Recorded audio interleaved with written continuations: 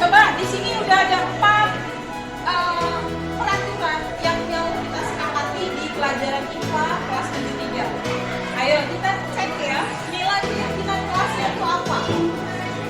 Jangan cuma tadi apa itu keyakinan kelasnya? Ah, ketertiban. Oke, ketertiban. Nomor 2 sama ya.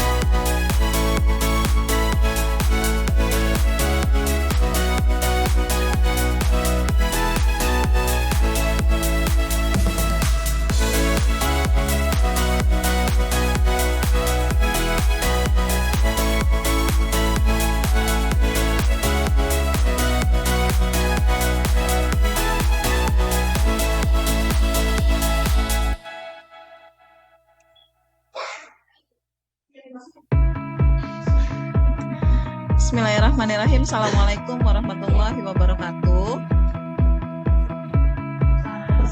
Teman-teman, apa kabar semua? Terima kasih banget sudah menyempatkan waktunya. Hujan-hujan, weekend, menyempatkan diri menerima pembelajaran bersama-sama saya. Makasih ya teman-teman. Semoga nanti teman-teman saya bisa segera mendukung sekolah ikut ya implementasi kurikulum merdeka. Salah satunya ya materi ini gitu ya. Langsung aja saya share screen ya teman-teman ya.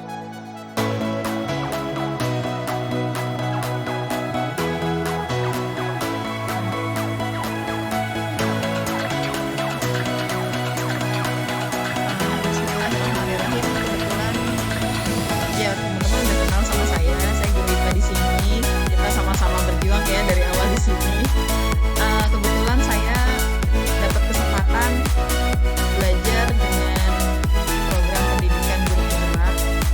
Alhamdulillah sudah selesai modul 1 dan sekarang tugas saya untuk diseminasi dengan teman-teman tentang apa? Tentang budaya positif. Mudah-mudahan bisa diterapkan di sekolah kita.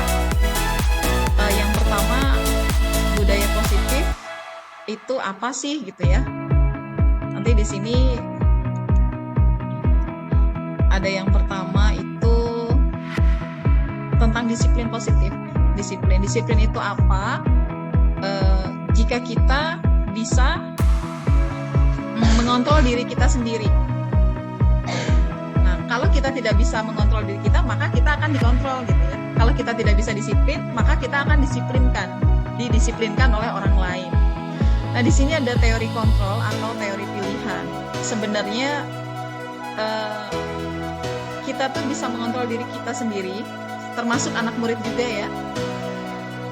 Kalau misalnya dia tidak bisa mengontrol diri, maka kita yang akan mengontrol. Itu makna disiplin yang saya dapatkan di guru penggerak. Nah, sekarang untuk apa sih kita menerapkan disiplin positif? Pastinya untuk membentuk nilai-nilai baik atau kebajikan universal yang kita inginkan ada di dalam murid-murid kita, yaitu kita rangkum dalam profil pelajar Pancasila salah satunya ya. Teman-teman sudah tahu juga, beriman bertakwa, mandiri, bernalar kritis, berkebinekaan global, bergotong royong dan kreatif. Kita pengen semuanya sudah dirangkum ya, pengennya output kita, murid-murid kita yang lulusan SNPN 6 Babelan punya ini semua gitu. Nah, gimana supaya mereka punya ini semua? Ya dimulai dari kita. Dimulai dari motivasi ya. Kita sebenarnya punya motivasi juga ya. Murid punya, kita punya. Kita motivasi apa? Mengajar. Pun sama-sama murid kita punya motivasi untuk belajar. Semua perilaku memiliki tujuan. Nah, motivasi ini di sini ya. Ada teori, ada eksternal, ada internal atau ekstrinsik atau intrinsik. Kalau yang ekstrinsik dari luar, biasanya apa? Nah, di sini. Untuk menghindari ketidaknyamanan. Ada kan melakukan sesuatu takut dihukum ya Bu? Anak-anak murid juga gitu, ngerjain PR ya, kalau nggak dikerjain PR takut dihukum sama gurunya. Kalau kita ada nggak yang ayo ngajar ke sekolah, ya kalau nggak ntar dihukum sama kepala sekolah gitu ini ya. Nah, itu motivasi ekstrinsik atau eksternal. Yang kedua masih eksternal juga, tapi untuk mendapatkan imbalan atau penghargaan. Ada yang kenapa pengen ngerjain PR ya supaya nilainya bagus, supaya dapat nilai bagus. Ya, kalau kita pun sama, kenapa kita ingin mengajar? Ya biar apa? Biar dapat reward, kan? Itu motivasi yang kedua. Yang ketiga ini yang paling tinggi dari internal atau intrinsik, untuk menghargai diri kita sendiri. Kalau kita sudah punya disiplin positif, pastinya kita akan, kenapa kita mengajar?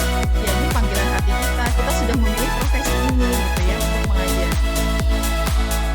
Iya nggak Bu?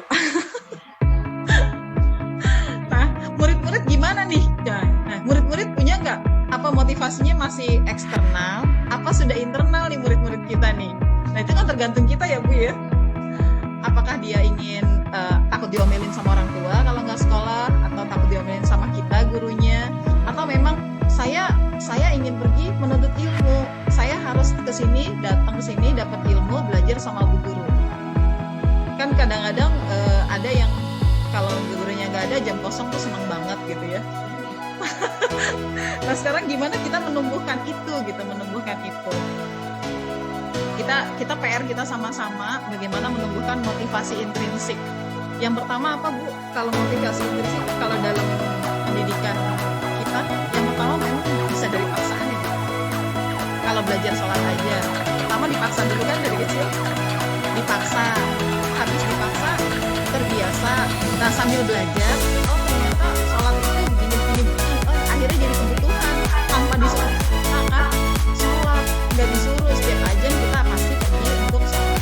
Nah itu sudah ada motivasi intrinsik. Gimana sih kita nanamnya gitu? Ya sama-sama kita sebagai guru mapel, guru BK, wali kelas, kita kerjasama sama orang tua, jangan lupa kita libatkan untuk menumbuhkan motivasi intrinsik. Nah sekarang yang kedua, setelah motivasi ada apresiasi. Apresiasi itu reward, hadiah. Boleh nggak sih? Boleh nggak sih kita ngasih hadiah? Boleh ya. Tapi di sini ada kekhawatiran pemberian hadiah akan mematikan si motivasi intrinsik itu. Artinya, jadi si anak mau mengerjakan ini, ya kalau dapat hadiah. Kalau kan ada nggak gini, Bu, ini dinilai. Ada nggak yang ngerjain tugas gitu? Bu, ini dinilai. Kita balik tanya, emangnya kalau nggak dinilai kamu nggak mengerjain gitu ya? Nah itu si anak berarti masih ada belum ada motivasi intrinsiknya, masih mengharapkan reward. Padahal ya tugas mereka belajar, tugas kita mengajar, mendidik mereka ya. Nah kalau bisa sebaiknya dalam memberikan apresiasi tidak hanya berdasarkan hasil tapi juga proses. Kadang-kadang kita lupa ya, yang dapat hadiah biasanya yang dapat piala, yang ranking 1 hanya yang ranking 1 aja, tapi kita lupa prosesnya. Ada juga loh yang nggak dapat ranking tapi dia sudah jujur, sudah belajar mati-matian mengerjakan tugas. Nah kita lupa mengapresiasi pada prosesnya dan memberi pengakuan secara konsisten. Artinya terus-menerus, oh si anak ini ya mungkin tidak di akademik tapi dia rajin, kamu rajin ya. Ada kan gitu ya Bu ya, murid biasa aja tapi dia rajin, atau murid biasa aja nggak pinter tapi dia mohon maaf beradab, sopan banget sama kita. Nah, banyak ya Bu ya. Artinya ada nilai-nilai selain akademik yang bisa kita apresiasi dan diberikan secara khusus sepertinya kita panggil, sini nak gitu ya. Khawatir biasa kan teman-teman kan kalau cie biasa suka ada seperti itu ya. Khusus pribadi, secara pribadi kita panggil si anak, terima kasih nak, kamu sudah bertanggung jawab misalnya gitu. Kamu sudah seperti yang saya lakukan kemarin, ada di kelas 92 Zulfikri yang dia nggak masuk 1 minggu, tiba-tiba dia ngechat saya, Bu, ada tugas nggak Bu? Kemarin saya nggak masuk selama 1 minggu. Kenapa, emang sakit? Oh iya, ada udah praktek. Terus gimana saya Bu? Langsung saya apresiasi, cuma sekedar terima kasih kamu sudah bertanggung jawab. Kamu berarti sudah dewasa. Walaupun kamu sakit, kamu mau bertanya, itu penting banget. Ada kan yang cuek, masih ada yang banyak yang cuek ya? Banyak yang cuek. Saya nggak ngerjain PR kan saya nggak masuk Bu. Banyak yang gitu ya Bu ya. Nah mudah-mudahan nanti setelah ibu bapak belajar sama saya, bisa sama-sama kita terapkan budaya positif ini. Nah contohnya seperti ini Bu. Kemarin saya perhatikan, dan ini kata-katanya enggak, ini di luar nilai akademik ya Bu, karena hanya proses. Kalau akademik pasti nilai dan itu hasil. Nah ini proses dalam KBM, entah itu rasa kepedulian, rasa tanggung jawab, rasa empati, dia membantu temannya yang nggak bisa. Nah itu kita bisa apresiasi juga. Baik, selanjutnya setelah apresiasi itu ada hukuman dan konsekuensi. Nah coba selama ini kalau kita ada anak pelanggaran, kita tuh menghukum atau memberikan konsekuensi? Coba kita samakan, bedakan ya. Hukuman sesuatu yang menyakitkan. Kadang-kadang ada yang membuat anak sakit, entah itu dipukul, dijewer gitu ya. Dan itu menghasilkan kebencian. Anak jadi benci sama kedisiplinan karena dia dihukum dulu ya. Entah itu ada digampar, ada dijewer, dan itu akan menghasilkan konsep diri yang buruk. Nah, ini Bapak Ibu bisa lihat perbedaannya hukuman dan konsekuensi. Ya. Sudah bisa bedanya ya, Bu? Bedanya berarti nanti kita tidak memberikan hukuman lagi ya, Bu. Kita akan memberikan konsekuensi. Nah, untuk memberikan konsekuensi sebelumnya kita harus membuat kesepakatan dulu. Mereka harus tahu kesepakatan yang ada di kelas Bapak Ibu sebagai wali kelas atau di kelas mata pelajaran. Karena saya kan bukan wali kelas, berarti saya membuat kesepakatan atau keyakinan kelas di kelas saya selama belajar IPA gitu. Saya udah buat gitu. Nah, sekarang kalau perbedaan ini apakah ada yang mau ditanyakan atau belum mengerti? Contoh-contoh perilakunya. Kalau hukuman pasti paksaan ya. Nanti saya ingin memberikan coba live interaktif. Bapak Ibu membedakan mana tindakan yang hukuman, mana yang tindakan konsekuensi. Oke, kita mulai ya. Nanti saya kasih link live worksheet-nya.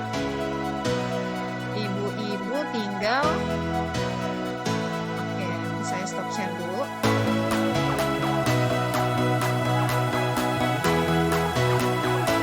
Saya ke WhatsApp-nya.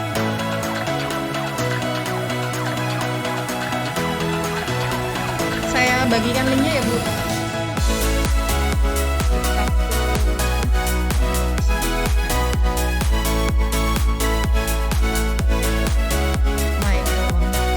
Kasih di grup ya, Bu. Terus, nah di sini. Silakan.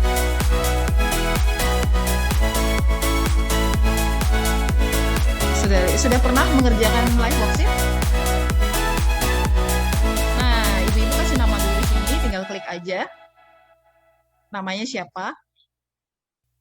Lalu di sini ada beberapa tindakan. Nah, ibu-ibu tinggal memilih nih, tindakan ini termasuk hukuman atau konsekuensi. Diklik yang ibu rasa benar. Silahkan. Ada 5 tindakan. Kalau sudah, klik finish, lalu check my answer.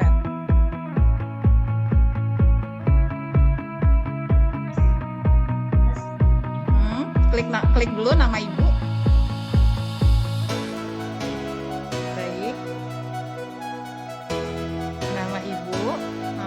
Bapak, klik aja, Bu. Klik aja mau hukuman atau konsekuensi ya. Mencatat kalimat saya tidak akan terlambat sebanyak 100 kali karena datang terlambat. Itu termasuk hukuman atau konsekuensi.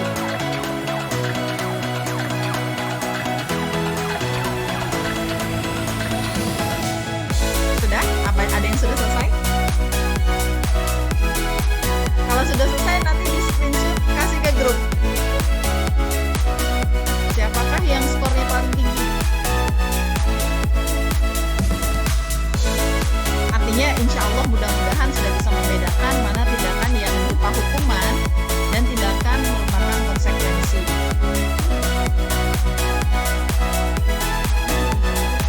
Ke bawahnya, klik. Kalau sudah, klik finish. Lalu check my answer. Check my answer. Setelah finish, check my answer. Sudah, Bu? Coba kasih tahu aja. Coba dimonitor deh. Nggak usah dikirim di grup. Berapa ya, Ibu ya? Berarti mudah-mudahan sudah paham. Mana Bu Nana? Siapa silakan? Bu Nana berapa, Bu Nana? Alhamdulillah. Berarti Bu Nana alhamdulillah sudah bisa membedakan. Ya, alhamdulillah berarti Bu Nana sudah bisa membedakan hukuman dan konsekuensi ya. Bu Inaya, Bu Teni sudah? Mana yang hukuman, mana yang konsekuensi?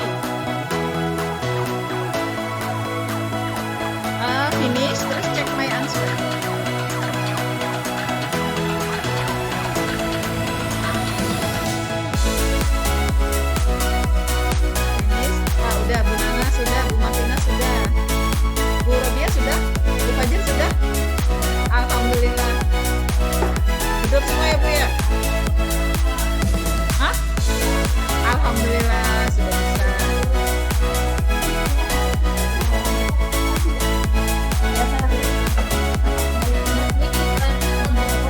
Boleh? Bu Teni berapa? Ya udah nggak apa-apa, nggak apa-apa. Ayo kita belajar sama-sama. Bu Fajar berapa Bu Fajar? Saya dapat 8 Ibu. Alhamdulillah. Belum ya? Ini saya kok belum bisa. Jadi cek my answer.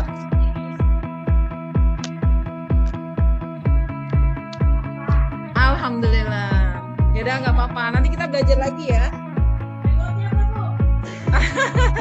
Ya nanti tenang. Nih. Alhamdulillah nih ya. Mencatat kalimat ini hukuman. Menggantikan kertas teman. Masuk konsekuensi. Memakai hoodie itu jaket ya. Nah. Lari keliling lapangan. Ini konsekuensi.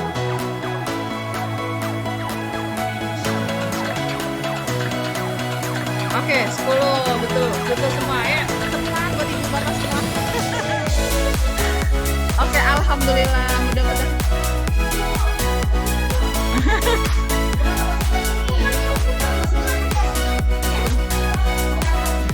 Nah, lanjut ya. Alhamdulillah. Nanti berarti ibu-ibu kalau ada siswa yang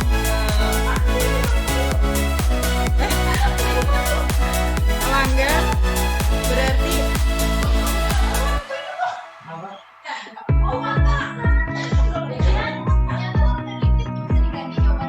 iya. Oh iya. Ya alhamdulillah. Nah, Bapak Ibu bisa juga nanti aplikasi LiveWorksheet ini bisa dipakai untuk Bapak Ibu memberikan penilaian ke anak-anak biar lebih bervariasi ya. Nah, sekarang setelah hukuman dan konsekuensi ada lagi yang tingkatan lebih tinggi yaitu restitusi. Restitusi itu apa sih? Nah, restitusi itu apa sih? Jadi kita ke proses pengembalian si anak, bukan hanya si anak dapat ganjaran kalau karena dia melanggar atau dapat hadiah dari tindakannya, tapi juga mengembalikan karakter ke fitrah mereka. Nah, ini dia perbedaannya. Lihat, hukuman akan menghasilkan identitas yang gagal. Konsekuensi dan restitusi diharapkan dapat menjadi identitas yang sukses. Nah, ini perbedaannya. Nah, konsekuensi masuknya kepada sikap netral ya. Sedangkan yang sikap positif masuknya restitusi. Nanti kita belajar sama-sama ke restitusi. Restitusi itu apa, bagaimana? Cuman saya masih perlu belajar juga apakah restitusi benar-benar bisa apa ya namanya? Bisa selain memecahkan masalah dan mengembalikan karakter si anak. Tentunya ya tugas kita sama-sama ya, nggak hanya guru BK. Nah, ini ciri-cirinya restitusi ya Bapak Ibu untuk penegakan disiplin. Nah, jadi bukan untuk menebus kesalahan, namun belajar dari kesalahan. Kita bisa bicara orang baik bukan orang yang nggak pernah salah, tapi orang yang mau belajar dari kesalahannya. Kalau untuk memperbaiki hubungan, tawaran ya, ini berupa tawaran bukan paksaan. Ayo, kamu harus ini. Gitu. Restitusi menuntut untuk melihat ke dalam diri si anak. Nah, ini dia. Nanti kita belajar sama-sama lagi bersama Ibu Andin sebagai BK, karena beliau yang menerapkan langsung semua kejadian-kejadian di anak ya. Iya, terjun langsung. Tapi bukan tugas BK juga, kita semua bahu-membahu sama-sama. Nah, setelah hukuman, apresiasi, hukuman, restitusi, konsekuensi ya, kita ke tindakan awal yaitu keyakinan kelas. Restitusi sebelumnya mohon maaf. Restitusi di sini ada 3 langkah-langkahnya. Bapak Ibu sebagai walas bisa dong, misalnya Bu Andin nggak masuk nih, lama kan nunggu Bu Andin masuk harus ditindak. Kita bisa dengan cepat segera melakukan restitusi kepada anak yang melakukan pelanggaran. Dengan cara apa? 3 restitusi. Yang pertama, validasi kebutuhan. Kenapa sih dia melanggar? Biasanya apa sih? Butuh perhatian. Kenapa dia mencuri? Oh, ternyata dia lapar, nggak ada uang jajan. Bisa kan? Kita bisa, kenapa kamu melakukan itu? Kita tanya alasannya, kebutuhan dasar apa yang tidak terpenuhi, gitu ya, kebutuhan dia. Lalu menstabilkan identitas. Artinya kita nggak menyalahkan mereka. Ayo kita perbaiki bahwa perilaku itu salah, jangan diulang lagi. Terus kita gimana sih? Nah, menanyakan keyakinan kita, kamu mau jadi apa memangnya? Kalau kan misalnya mencuri karena dia nggak ada uang jajan, nggak dikasih, karena dia lapar jadinya mencuri. Dia bicara kan, kalau diajak ngomong baik-baik dari hati ke hati. Oh, terus nilai-nilai apa? Oh, mencuri kan melanggar hak orang lain. Mencuri melanggar hak orang lain. Tentu bertentangan dengan nilai-nilai kebaikan yang kita sepakati. Nah, ibu-ibu bisa melakukan ini. Nggak hanya harus kamu mencuri, potong tangan gitu kan. Ya, nggak bisa gitu. Kadang-kadang mereka malah ada rasa benci, dendam, pasti marah sama yang misalnya yang memberitahu, marah sama gurunya. Yuk, mari kita sama-sama menegakkan atau memberikan karakter baik lewat restitusi ini. Nah, di sini nanti saya bisa berbagi sama Bapak Ibu materinya kalau mau, bisa belajar lagi sama-sama. Nah, sekarang di sini ada nilai-nilai yang disepakati atau menanyakan keyakinan. Keyakinan apa sih? Nah, ini keyakinan kelas. Pasti Bapak Ibu punya peraturan kelas ya? Nah, peraturan kelas itu bentuk paling spesifik dari keyakinan kelas. Contohnya, dilarang apa ya? Dilarang buang sampah sembarangan ya? Ya umum deh, dilarang buang sampah sembarangan. Nilai keyakinan kelasnya itu apa ya? Dilarang membuang sampah sembarangan. Kebersihan, pinter. Bu Nana, hebat. Nah, ini dia. Nah, yang manakah yang merupakan keyakinan kelas? Nah, di sini ada kesepakatan ya. Biasanya kan tahun ajaran baru selalu ya, ayo kita buat kesepakatan kelas, peraturan kelas yang kita sepakati. Di sini kami guru dan murid yang saling menyayangi. Saling menyayangi inilah yang menjadi nilai apa namanya? Nilai keyakinan kelas.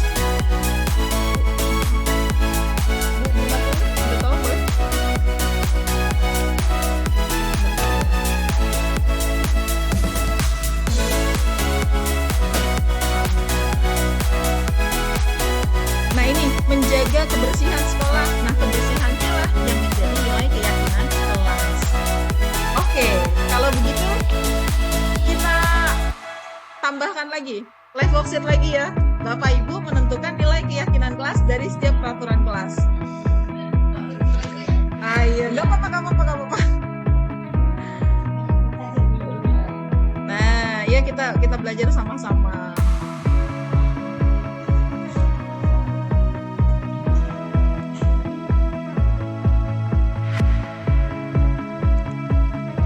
Saya kirim linknya lagi ya.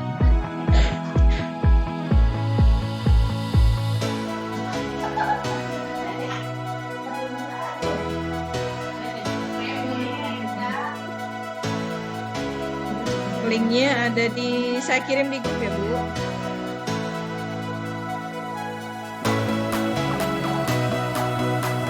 Ibu menentukan nilai keyakinan kelasnya. Nanti tinggal klik, pilih yang benar mana ya nilai yang sesuai dengan peraturannya. Iya Bu, main lagi.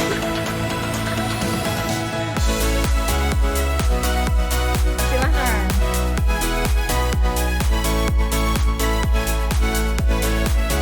Nah, ini dia. Tentukan nilai keyakinan kelas dari peraturan kelas berikut ini. Ada 5 tata tertib kelas. Ibu menentukan nilainya apa. Ini drop down ada 3 nilai, Ibu pilih klik yang mana. Ibu jangan lupa namanya.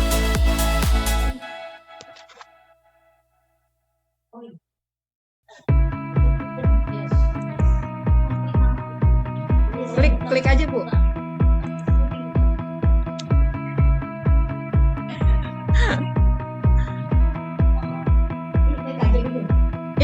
aja Bu, terus ada muncul 3 nilai, Ibu klik mana yang benar menurut Ibu. Dilarang berkata kasar, menghina orang tua, dan memanggil dengan nama yang buruk, termasuk nilai keyakinan kelasnya apa? Apakah tanggung jawab, saling menghormati, atau kebersihan? Silahkan diklik yang benar menurut Ibu, Bapak. Ya, sama kayak tadi, klik finish dan check my answer.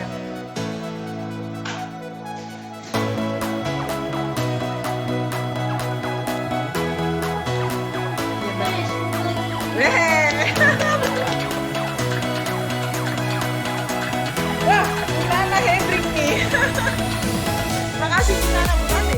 Wah, Bu Nana alhamdulillah sudah bisa ini. Sudah bisa membantu saya ini.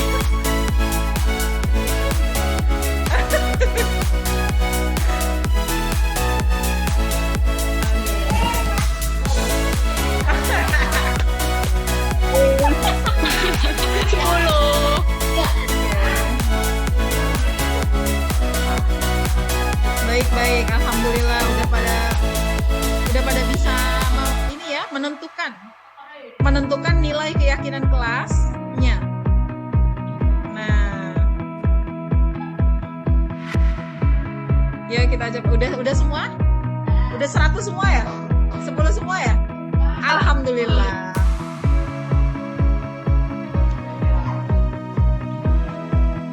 Gak apa-apa, kita kan belajar sama-sama.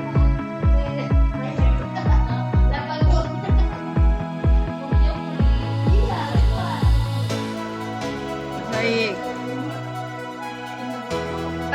Finish, check my answer. Boleh ke grup. Nah, alhamdulillah teman-teman udah hebat banget.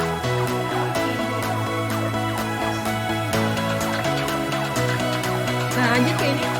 Kebutuhan untuk menanyakan restitusi, kita juga harus tahu kebutuhan dasar anak-anak apa, mungkin yang tidak terpenuhi sehingga dia melakukan pelanggaran. Ini kebutuhan dasar manusianya ya, Bapak Ibu. Kalau bertahan hidup termasuk apa sih? Makan ya, makan, minum. Kalau di sini jajan, rasa ini disayang. Ada nggak Bapak Ibu temuin anak yang pengen perhatian gitu? Mungkin di rumah kurang kasih sayang, jadi ada gitu.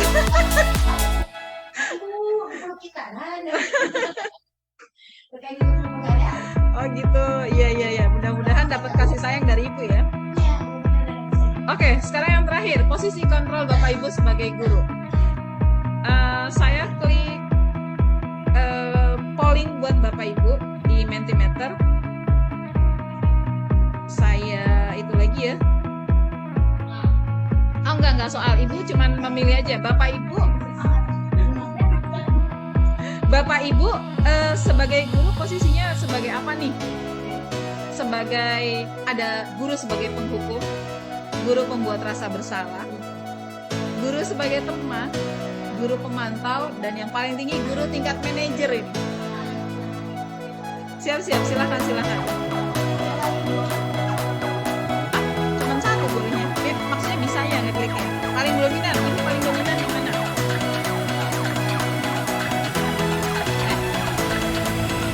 Ya, di situ klik Mentimeter aja. Oh, di WA, di grup A.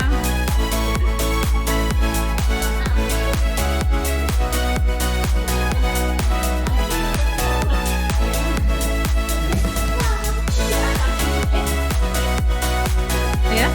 Iya, submit, Bu.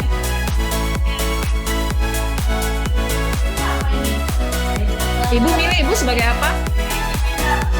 Ya. Submit aja nggak apa-apa. Ya.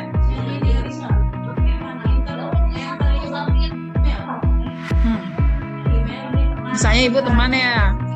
Submit. Udah, nanti saya yang lihat, tunggu saya yang lihat. Oh, gym dulu ya Bu ya. Oke. Saya lihat Mentimeternya ya, hasilnya. belum. Oh, Ibu, silakan Ibu.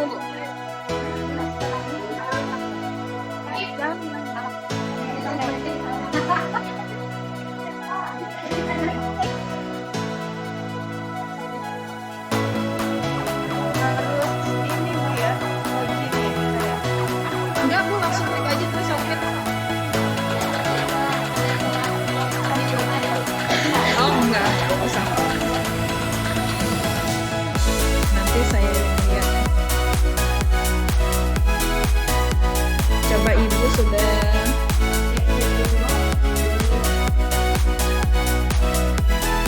Kebanyakan Ibu sebagai teman. Kenapa sebagai teman?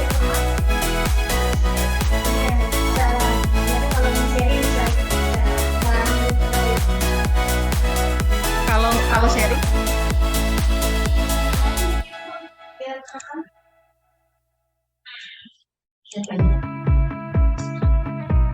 Tunggu.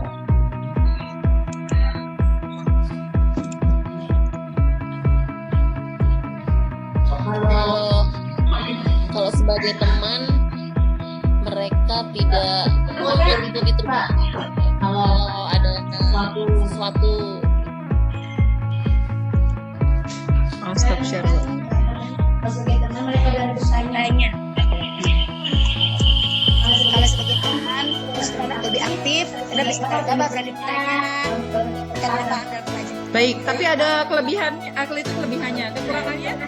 Kekurangannya ya mungkin mereka menganggap kita kayak teman, jadi kayak teman sedayanya. Nah, ada rasa, ya, kadang merasa diabaikan nggak? Kecil sama ibu mah, ibu itu nggak pernah marah, nggak pernah dihukum. Ya, Nah, itu juga di sini ada tingkatannya untuk hukum dan pembuat rasa bersalah masuk ke identitas kita. Dikit-dikit hukum gitu ya. Atau membuat rasa bersalah, kamu gini, kamu emang nggak kasihan apa sama bu guru ya. Biasa kata-kata gitu ya. Saya kecewa sama kamu. Itu membuat anak merasa bersalah. Sebagai teman masuk berhasil hanya ada kontrol dari luar. Bukan kontrol diri ibu ya. Yang ini tingkatannya paling tinggi pemantau dan manajer. Nah, kita berharap guru-guru di SMPN 6 ini nanti bisa ke arah manajer semua nih. Nah, gini nih. Bisa ke arah manajer semua. Artinya bisa menilai situasi anak dan tidak menghakimi anak ya. Di sini ada guru berbuat apa, guru berkata apa, hasilnya nanti kita belajar sama-sama lagi ya Bapak Ibu. Nah, kalau sebagai teman, saya pun sebagai teman dan saya menerima apa? Kadang diabaikan. Anak-anak merasa gini, tenang aja, Bu Jihan mah gak pernah marah, Cinca ya gak pernah marah, gak pernah dihukum. Bu, saya PR-nya belum. Bu, saya ini belum, saya gak bawa. Nah, karena dia merasa kita sebagai temannya. Ada kelebihannya, ada kekurangannya. Oke. Nah, kadang-kadang itulah sifat manajer. Maka memposisikan diri. Kapan sebagai teman, kapan sebagai pemantau dan guru yang mengayomi. Gitu. Jadi ada pesannya. Asik. Baik.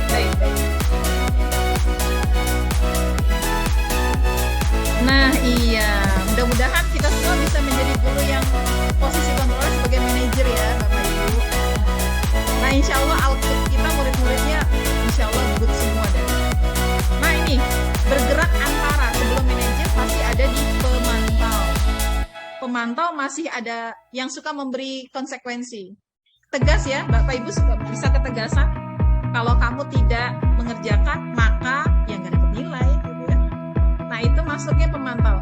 Sudah 2 kali nih, kamu nggak ngerjain tugas saya, itu pemantau.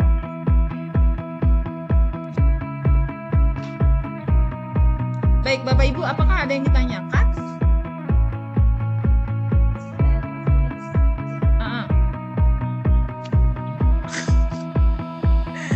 Alhamdulillah, terima kasih ya Bapak Ibu sudah belajar sama saya. Kita sudah main dengan live worksheet juga. Nah, terima kasih. Mudah-mudahan kita bisa menerapkan budaya positif ini di sekolah. kita bisa menghadirkan disiplin positif dan memiliki motivasi intrinsik, jadi kita bisa menularkan ke anak murid kita. Ujung-ujungnya apa? Budaya positif bisa diterapkan atau bisa terlaksana tercipta di sekolah kita tercinta SMPN 6 Babel. Baik Bapak Ibu, kurang lebihnya saya mohon maaf. Assalamualaikum warahmatullahi wabarakatuh. Waalaikumsalam. Makasih Ibu materinya bagus sekali.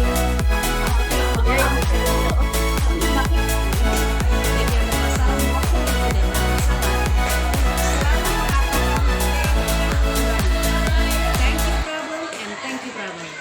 Karena apa? Karena dengan masalah kita dapat belajar. Dengan masalah kita menjadi dewasa. Dengan masalah kita mampu tentunya membawa perubahan dalam diri. Perlu diketahui pendidikan saat ini kerap kali selalu dan selalu tidak bisa kita pungkiri adanya perlawanan maupun kekerasan terhadap anak-anak yang bermasalah, bahkan secara verbal. Ketika anak melakukan kesalahan, kerap kali kita temui di sekolah-sekolah yang tanpa adanya menerima alasan apapun, kekerasan fisik sering diterima. Tetapi alhamdulillah di SMPN 06 Babel ini, kami jujur dari pribadi saya sendiri selaku guru BK tidak pernah mendidik dengan kasih, dengan penuh cinta, dan selalu